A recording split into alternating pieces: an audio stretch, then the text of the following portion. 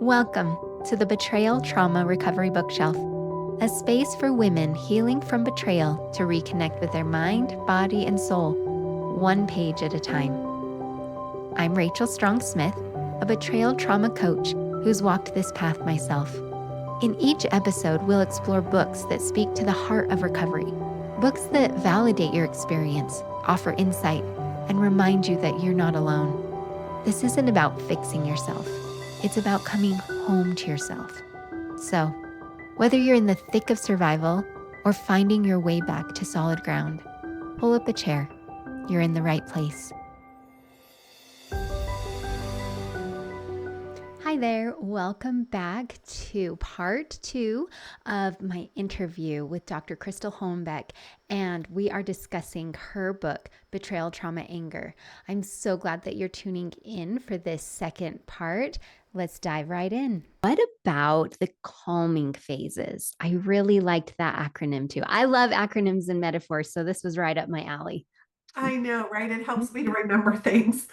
So, so what happened is, as I was observing my clients and taking notes, I started to realize, wow, there seems to be phases that are similar. And so, I use the acrostic calming, and there are 7 phases that a betrayed partner goes through around anger. So we have the crisis phase, and this is where your anger is really uncontrollable. You're going to do and say things because you're just have PTSD and broken relational attachment, so many things to be angry about and shock and everything. And so it's out of control during that first crisis stage. And then you're going to move into the awareness stage when you're getting a full disclosure. Now you start to have anger that's intense. It's a little less out of control and it's much more intense during that time because there's so much shame that comes during the awareness phase. You're ashamed of what your partner's done. You're ashamed that you're staying with them or ashamed that you were with them. You're ashamed of what people are going to think. There's just so much that goes on and such a heavy feeling of shame. And then you're realizing what was done. Now you actually have information and details of what's been going on. So your anger becomes very intense. You will move out of, and I have lots of skills and things to survive each of these phases. Mhm. And then you move into the leveling phase. So you're no longer, out of control. You're getting some skills and help. Now you have the information. So you're not crazy looking for all the information, trying to figure out what the truth is. So then you're moving more into like a leveling phase. This means that you're starting to have calmness, you're starting to be able to use your skills. However, it can be very sporadic. It's almost like as soon as you are having a day where you're managing your anger well and you're not constant, and then it just hits you out of nowhere, you either get triggered or your betrayer does something, or you can discover something else. So, but you're starting to level off from that huge crisis phase, the out of control anger, the intense anger, and it just starts to level off. And then you head into the management phase. And in the management phase is where we really do the deeper work of anger management and trauma work. So, a lot of partners may be like myself. When I went to therapy for being betrayed, it was actually my first time ever going to therapy. And so, in that journey for me, I really learned that I was a survivor of complex trauma. And I didn't even realize it. I'm from the generation that's like, oh, we just had a bad childhood. You don't really realize the impact that it has on you until you get help. And so um, a lot of healing is done during that management phase, looking at anger, looking at your own anger, and how did you learn to be angry, to express angry? How does it show up with you? So during that management phase is a lot of deeper healing work. And that's where your anger, you really get a deeper understanding of anger and how it's a really healthy emotion. And so we move out of that management phase into the intuition phase. And during this phase is where we look at that self-directed anger we were talking about, Rachel, where you don't, that relationship with yourself is harmed. And one of the quotes that I use in the book is from one of my clients. One of my clients said to her husband, "You turned me against me," right? And it's so Mhm. true, right? You question yourself, you question your intuition, you start to look at if you're good enough or not. You can't even, trust your own judgment at times. And so during the intuition phase, it's really a time of looking at that self-directed anger and healing your relationship with yourself. And so when we move out of that healing with ourselves, we move into the normalization phase. And during that phase is where, you're in a new normal. Whether you've stayed in the relationship or you left it, you've had healing, you're feeling good about yourself again, you're living your new normal.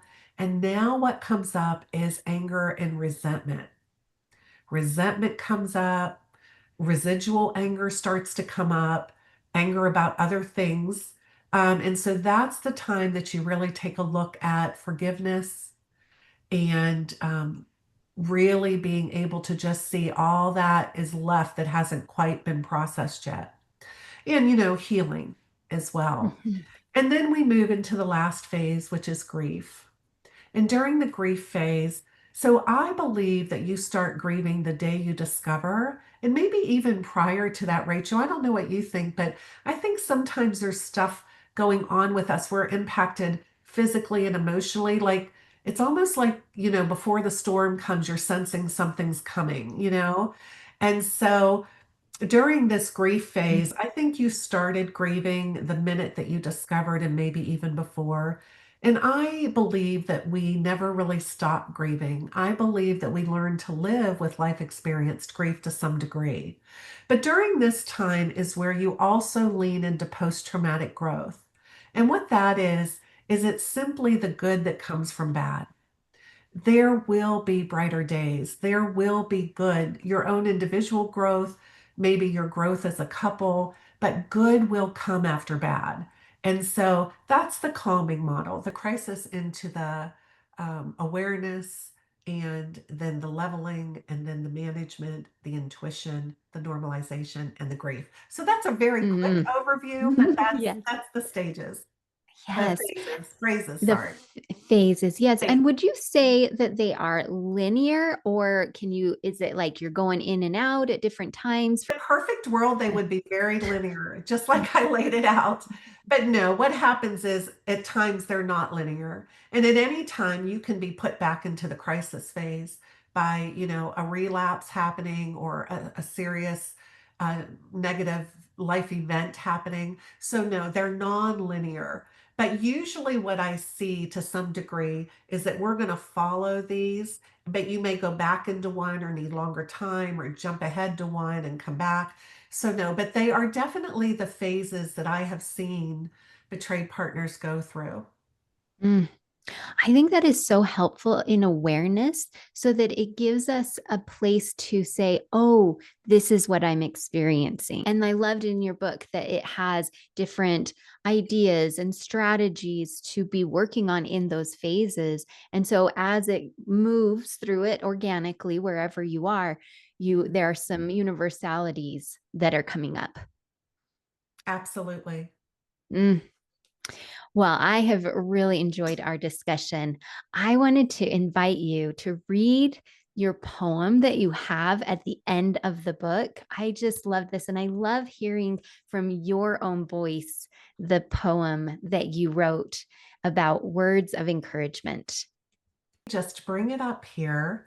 And what happened is I was in the book at the end, I have like songs, I have poems, I have words of encouragement at the end, phrases and quotes at the end of every single chapter, along with resources.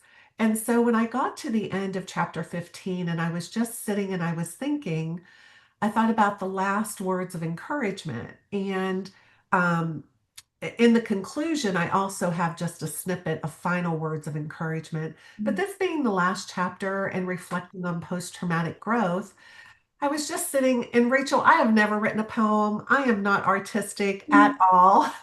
But I was sitting and I was just thinking and reflecting. And as I was, the words just flowed into this poem. It's today as I reflect, I realize what was lost cannot be found. Discovery and disclosure took everything that was safe and sound. The woundedness from deception and betrayal brought pain and anger I couldn't conceive was real. There were so many days I wondered if I would ever heal. Moment by moment and day by day, I began to move from shock to acceptance. And over time, I no longer felt like I was living a life sentence. There were lots of dark days, fears, and questions, but as I sought the light, embraced courage, and got answers, God revealed a path to use my story for connections. As a therapist and betrayal trauma specialist, I have the opportunity to offer hope that good can come after bad, betrayal wounds can heal into scars, and happy can come after sad. Thank you so much for sharing that. It is so impactful. And hearing you read it, it just adds to that impact. Those words were meant to come out to the world. Thank you. I still can't read it Yes. without getting teary eyed. I I know. That is my journey, and I'm so thankful that I have the opportunity to help other people. And I just want to encourage people wherever you are, whatever dark days you're in, there is happiness after sadness. And so, thank you for letting me Mm, share that. yes. What would you say if someone listening feels stuck in their anger, in their betrayal trauma anger? What would be one small step that you would encourage them? Well, if you're not with a helping professional, you really should seek out a coach or a therapist that specializes in betrayal trauma. It's normal to feel stuck. There's so much that goes on when you're healing from betrayal. And so if you're feeling stuck, I would say it's normal.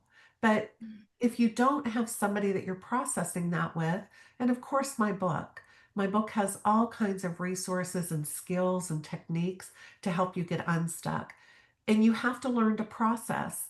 We either, go to one extreme or another usually when we're stuck. But if we could just process it, use the skip protocol, I have many other skills in the book. But I would just want you to know that that's normal. Yes, thank you. And where can listeners find your book, resources, other things that you offer? So my website is just my name, www.crystalhollenbeck.com. And then you can find my book on Amazon. If you just type in Betrayal Trauma Anger, the book should come up. And then the article that I referred to is in the Journal of Sex and Marital Therapy. And if you put in Betrayal Trauma Anger, it should come up there as well. Oh, wonderful. Oh, I was going to say also the skip protocol. If you want a PDF of that, you can go to my website under BTA book, and there's a PDF there that they can get as well. Oh, that's perfect. And I'll be sure to include some links in the show notes as well, because this has been so great. What about what's next for you? Upcoming research, projects, Right collaborations? now, vacation and the holidays is what's next for me. I love that. Yes. Yeah, but thank you for asking. I am going to be offering a certification program for betrayal trauma anger. So I'm working on that. And of course, other podcasts and webinars and things like that to help. So, but yeah, but I'm looking forward to taking some time off. Yes, well deserved, I might add. I am so glad that I found your book, that I was able to speak with you. This will be going in, I you can't even see it is dog-eared and marked up. And I'm like, well, I'm going to be reading that once a month because it was just full of resources and validation and really clear protocols, ways that people can find help and support. I'm so glad to hear that. Thank you. Thank you. Thank you again for being here with me. And I will just speak to my listeners. Thanks for being with us and take what resonates and leave the rest. Bye bye. Thanks for joining me today on the Betrayal Trauma Recovery Bookshelf. If something from this episode spoke to you, share it with a friend or come connect with me online. You can find me on Instagram and Facebook at Rachel Strong Smith. And if you want to go deeper, sign up for my email newsletter, where I share grounded support, personal insights, and practical tools to help you reconnect with yourself. Remember, healing isn't a straight line, it's a spiral, and every step towards yourself matters. So, until next time, take gentle care.